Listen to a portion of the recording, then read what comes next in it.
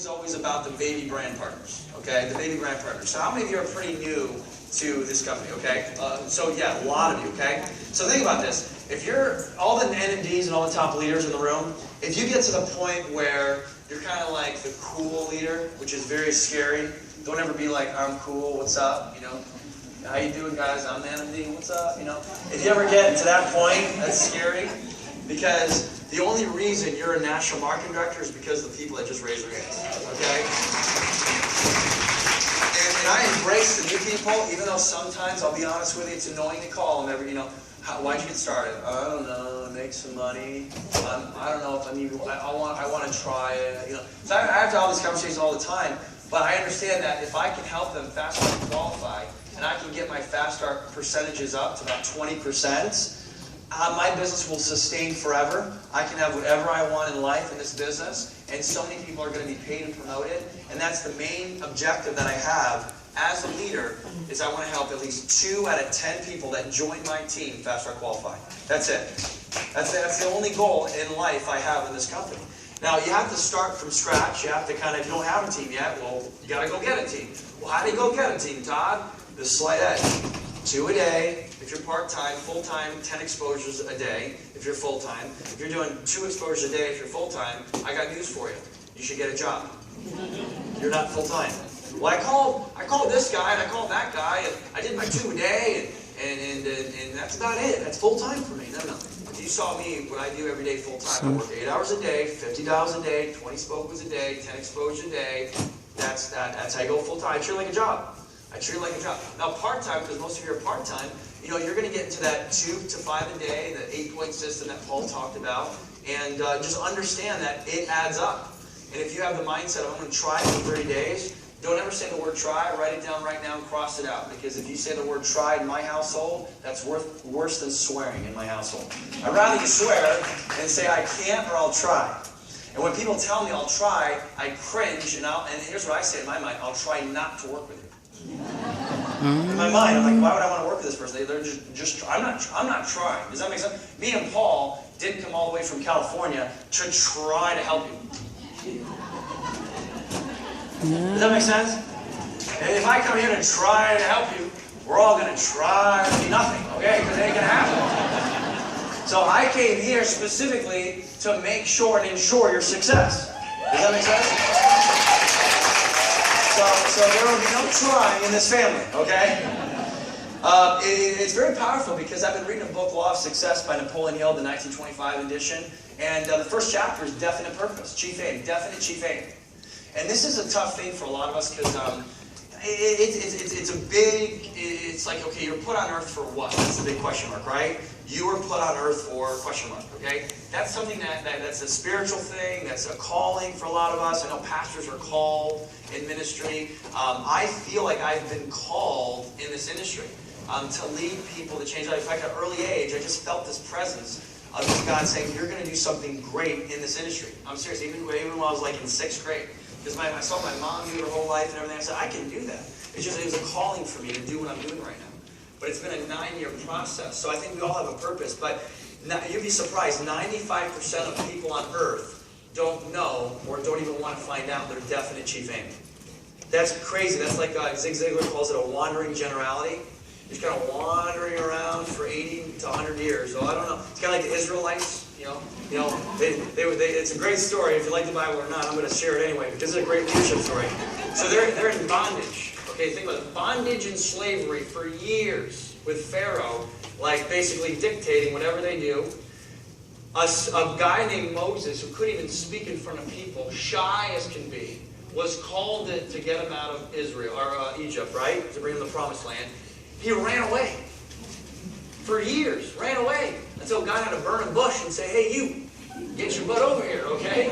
Then he had to get his brother to speak for him, okay? It's a great story, right? So he comes to Pharaoh, finally gets him out of Egypt. It's only about 13 miles. This is the geographic to go from where they needed to go to the promised land, 13 miles. It took them 40 years, okay? Seriously, 40 years. And every day, God provided the food, right? But every day they complained. And then eventually they said, Moses, why did you take us away from 3 meals a day and a roof over our head. Like, well, you were in slavery. That was a better life than we're just wandering in the desert. Well, the reason was none of them had a vision other than Moses. So sometimes in this business, you're going to feel like Moses, trying to lead all the Israelites. Okay? Peter's like, guys, just show up. You just got to show up. How I feel like. Once a month. But I'm working. You're working. You work 5 days a week. It's once a month. But I'm part-time. You're part-time. It's once a month. But I'm working. What was your why again? Oh, I don't want to work.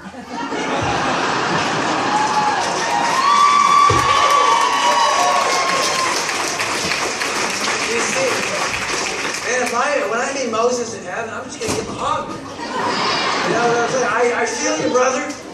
I have some Israelites on my team. And they're not here, and they live a mile away, and I drove 9 hours to be here.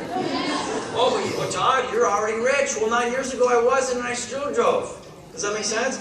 You have to get, if you want to get where you want to go, you got to start where you're at. It's that simple. So, you're all going to be frustrated, and that's my next note. Learn to embrace failure, because you're going to fail. But you're not going to be a failure. The only way you're going to fail in general, will be a failure, is if you walk out those doors today and never come back. By the way, there's no press conference for you. A lot of people like, well, I quit. Oh, let's hold a press conference. We got a quitter. I just decided to give up today because I don't agree with the system and all these 100 people making a 6-figure income already in 2 years. I don't think this is real. 300 people hit national market record in 2 years. I just don't think it's for me. I don't think I can do it. But I have never done an exposure. I don't listen to my upline. I don't call anybody. I don't do anything, but this doesn't work. Thank you very much.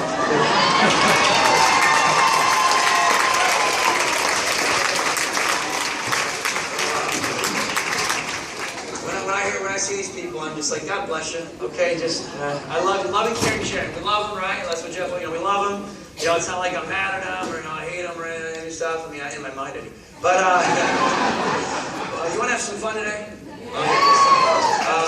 Because tomorrow you're going to deal with this. Or today, on the way home, or you're probably already dealing with a text message. Hey, if someone texts you something negative, just put your phone away. Don't respond back until after I'm done. Does that make sense? We're going to have some fun today because we're together in the congregation of excitement. But yeah, you will have to deal with some of this stuff. But I want to have you embrace failure. It's okay to fail. Double your rate of failure to be successful. It's kind of a different philosophy than school. It's like school. You got to be careful. Never fail. Because if you fail, wow, that's terrible. Well, Thomas Edison failed, thousands of times to find the light bulb. Thank God he didn't fail because we have, light today. KFC, whether you like it or not, it's a great story. I don't personally eat the chicken because I don't want to die of a heart attack. But Colonel Sanders, it's a great story. He went to 900 plus restaurants and everyone rejected his recipe. Except for one person finally said yes, and he got some of the profit sharing. And now KFC's been around for years and years and years. Abraham Lincoln, if you look him up, one of the worst politicians ever. He got rejected, he could not win anything up until he actually got president of the United States, one of the best presidents probably in our country's history. My favorite story is Michael Jordan. 10th grade, 5'9", tried out for the varsity team in Wilmington, North Carolina at Laney High School, and coach cut him. Thank God his coach cut him. Because after his coach cut him, what did Michael Jordan do? Well, first of all, he cried. He went home, and his good old mom said, you need to work harder than anyone else for that next year. So he woke up every morning, before he went to school, in the court, shot 1,000 jump shots. After school, went home with his big brother Larry, and they played one. Larry was 6 foot something. He was still 5'9" in 10th grade. He would beat him up, and then he eventually started beating his big brother Larry. Well, the next year he grew to 6'6". Okay, and was great in his skill. A lot of people say, Michael Jordan was just born. No, he was born, but he wasn't born Michael Jordan, the NBA player. In fact, Michael Jordan, I've been reading a book called Relentless by Tim Grover. He's Michael Jordan's trainer, was in the NBA. Michael Jordan worked for everything he's ever had. He's the hardest working person ever. I was reading a thing on Leonardo DiCaprio, his new movie, Wolf of Wall Street. Jordan Belfort, the real Wolf of Wall Street. I was watching a CNN interview with Jordan Belfort, the real Jordan Belfort, and he said, because, what's his name, the guy that I don't really like that much, the CNN guy, what's his name? Anyway, the interview from Britain, what's his name? Piers Morgan. But he was interviewing Jordan Belfort's great interview, and he interviewed Jordan. He said, Jordan, how much time did you spend with Leonardo DiCaprio? And Jordan's like, hundreds and hundreds of hours. Wow. And then he went on to say that Leonardo DiCaprio is one of the hardest working actors in the business. And we look at these actors that he's up for so many Academy Awards in his career. You probably think that Leonardo DiCaprio, people like that are just like, yeah, show up, I'm Hollywood, whatever. I'll just give me the script. All right, let's do it. No, behind the scenes, these guys work so hard to master their craft. Master their craft. And I got to tell you, I've been the same way. For 9 years, I have worked my tail off to master this craft. You see the income now, $50,000 a month after 70 months. That came 9 years ago when I said, I'm going to do this. Does that make sense? It's just the payoff of what I've done in 9 years of sacrifice and work hard and all the family reunions and all that stuff that sometimes I had to miss. And a lot of my friends, even my own parents at the time, why can't you come see the family? I'm busy. I got a regional. I got to speak. I got to do this. Well, they're very happy now. Okay? So now's the time, for me in my life, now's the time to get some of that fruit of that labor, because the bottom line, the reason we're here today is not to work for the neck till we're dead in this business. The reason we're all here today is to work 10 hours a week, build 5 who get 5, which is 125, and then 625, and then 3,000, 125. We still work 10 to 15 hours a week. They also work 10 to 15 hours a week. That's 3,000, million, whatever hours you want to call it, eventually a week of manpower, and doing that 4 or 5 years, then you're done. You're retired. Okay? That's why we're here. That's why we're here. And then we're also here for first mover's advantage, because we're in something. It cracks me up, these people up there. Some of them got a little aggressive with me. Herbalife. Like, what's up, Herbalife? Represent Herbalife, right? Herbalife. If I join that company and I tell everyone I'm Herbalife, people will run for me. Because they've heard it. It's a great company, but it's been around for what, 30, 40 years? It's like, I'm in Amway now, and it's Amway Global. Okay, it's great company, but it's like, all my friends would be like, what? Really? Really? It's like me doing anything like vacuums. Like, I'm selling vacuums. It's like, it's already done. It's over. That's why they're all in India now. These companies have to go to India and all over the international. But imagine, these are great companies, so imagine if you got in on them 30 years ago. Now we're talking. Does that make sense? So what we got that they don't is you guys are the pioneers. I look at this group as the 1776 pioneers of this country. Okay? Seriously. I talked last night about the space, $280 billion space. That's not what they have up there. Vitamins, I don't even think they work. Vitamins, it's actually clinically proven that vitamins don't work. Okay? They don't work. Okay, so save your money on vitamins. Okay, it doesn't work. You can juice like spinach, and that works because you're just breaking it in and you can digest it easily. But taking a vitamin, it doesn't work. It's just that's my tip for the day. Okay. But putting this on your face works. Would you guys agree? And that's what's important here. It really, really works. Again, I'm not knocking them. I'm not in competition with them. We don't even have to worry about that. We're in a different space. But what we have here is so precious that we also have to protect it. How many of you have seen that Under Armour commercial, Protect This House?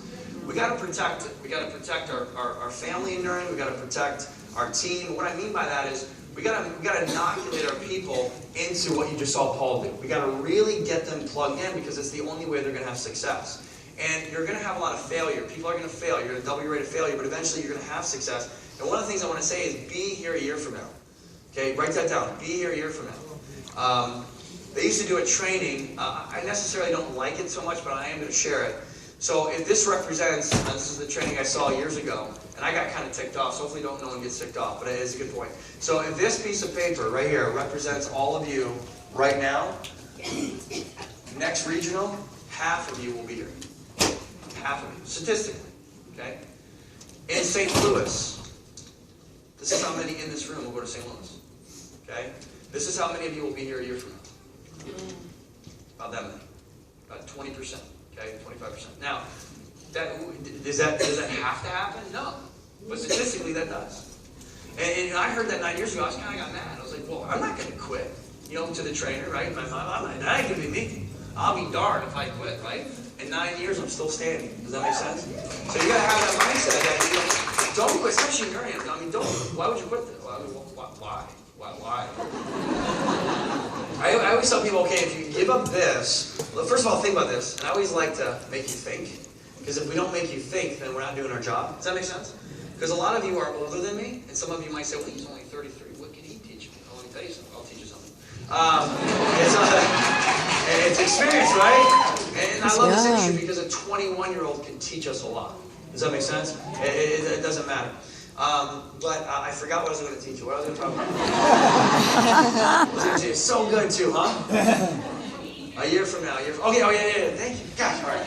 That's good stuff. Here we go. I'm aging, right? So, think about this. You all joined Nurium for a reason. Would you guys agree? And I don't think anyone in this room just joined because, oh, that's cool, I'm just going to join. I think all of you have a need. If there's a need, then you wanted to start this business, right? So think about this. If someone quits after they identify the need and then have all this desire and dream and stuff, and then they go back to this old life before they joined, what did they gain?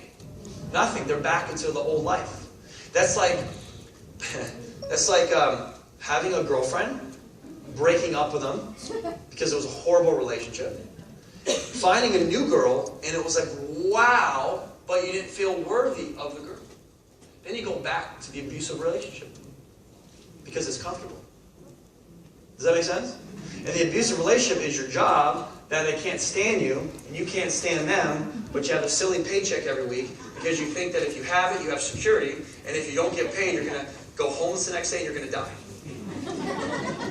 The best thing that ever happened to me was I got fired from my job, I had no money in my bank account, I got my car repossessed, and my phone shut off all the same day. September 6, 2004. One of the best days of my life. And I'm not being sarcastic. Why do you think that was the best day of my life?